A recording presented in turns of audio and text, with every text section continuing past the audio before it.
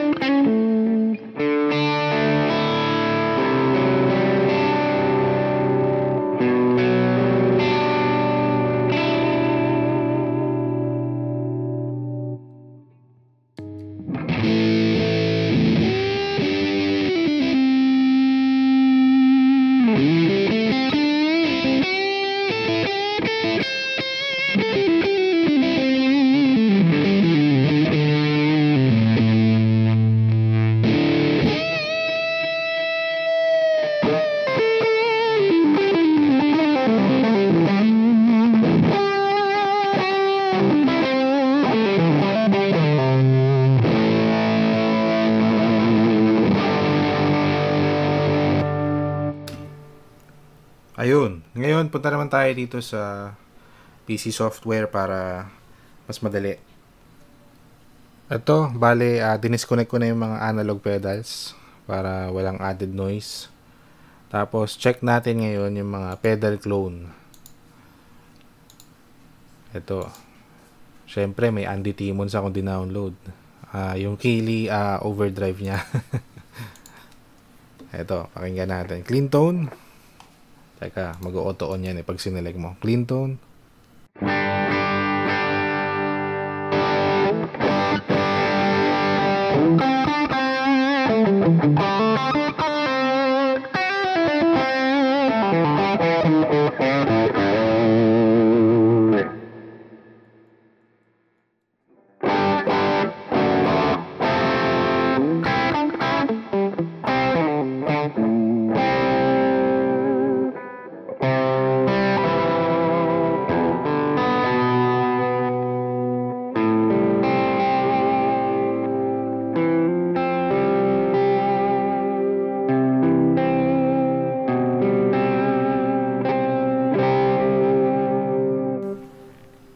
Ayun, nung tinesting ko to kanina, nagustuhan ko agad.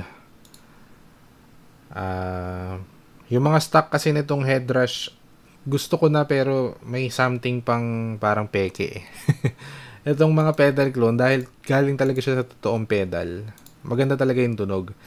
Though itong Eric Johnson, hindi ko napaparinig, hindi ko nagustuhan. Siguro may mali sa pagkaka-clone niya or dapat si Eric Johnson ka para tumunog na maayos. Tsaka may binabagayan talaga minsan ng fuzz. Depende sa user, depende sa gitara, depende sa amp. And ayun, sa setup. Tapos ito, 80 plus. Kagaya nung isang pedal natin, 80 plus. Pero ito parang sobrang high gain nung pagkaka-clone niya. So, hindi ko mapag-compare dun sa 80 plus natin. Ayan, medyo maingay siya kasi parang high gain yung pagkaka-clone eh.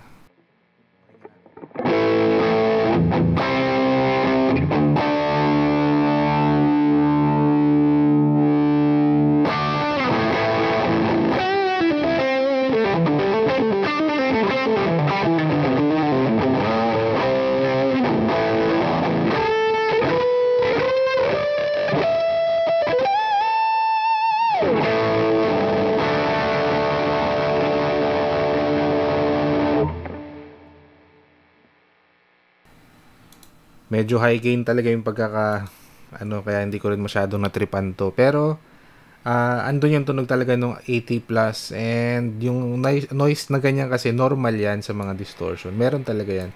Ang sinasabi ko kasing noise na added pagka yung analog to digital ay yung kahit patay yung pedal, meron siyang frequency na parang sumisipol na masakit sa tenga and ayaw na ayaw yun ng mga sound tech. And ito, try natin to. Ito maganda, Rev G3.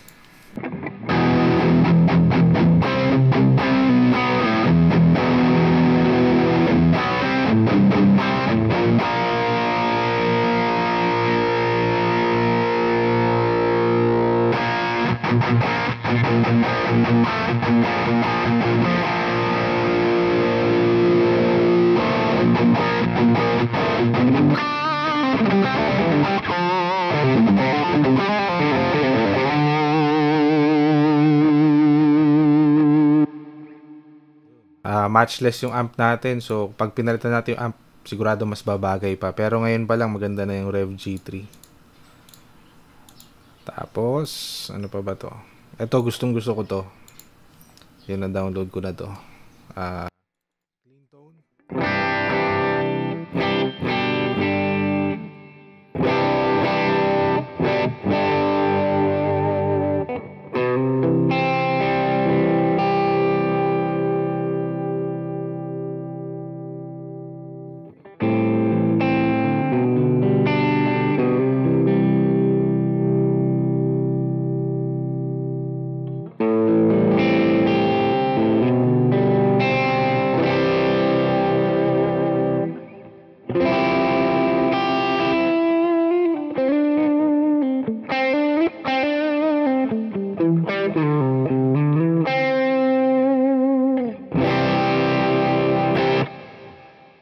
Magagamit ko talaga to.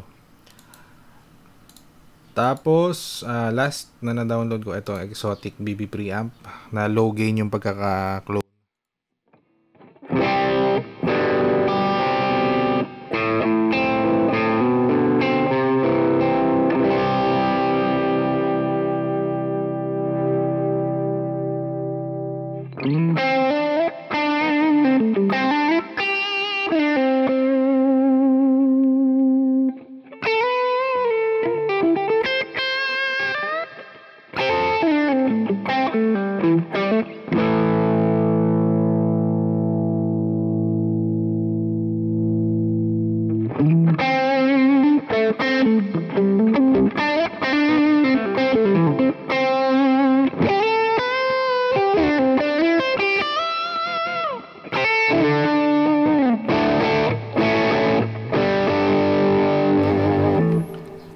Ayun, masasabi ko na napakalapit nung tone ng totoong BB preamp. Siguro medyo naka-low cut lang yung pagkaka-clone niya. Pero gustong gusto ko talaga yung BB preamp. So, masasabi ko na medyo alam ko naman yung tone nun. So, malapit talaga yung pagkaka-clone nito. And ayun, so yun yung mga samples lang. Gusto ko lang maparinig sa inyo yung ilang samples ng mga pedal clone na available sa Headrush. And ayun, isang magandang feature kasi talaga yan na gaya niyan, dahil may mga nagustuhan ako, pwede ko nang alisin yung mga analog drive sa rig ko or gumawa ako ng hiwalay na analog drive. Or gumawa ako ng hiwalay na analog rig. Doon na lang yung mga analog pedals, di ba? So, ayun. Malaking tulong itong mga pedal clones. And pedal clones pa lang yan, hindi ko pa natatry yung mga amp clones masyado. And ayun, sana nakatulong tong video na to. Lalo na kung meron kayong Flex Prime or Headrush Prime, Headrush Core. Maraming salamat sa panonood. Once again, like, share, subscribe, Biyahe ni Boo. And abangan pa ibang videos dyan. See you. Bye guys.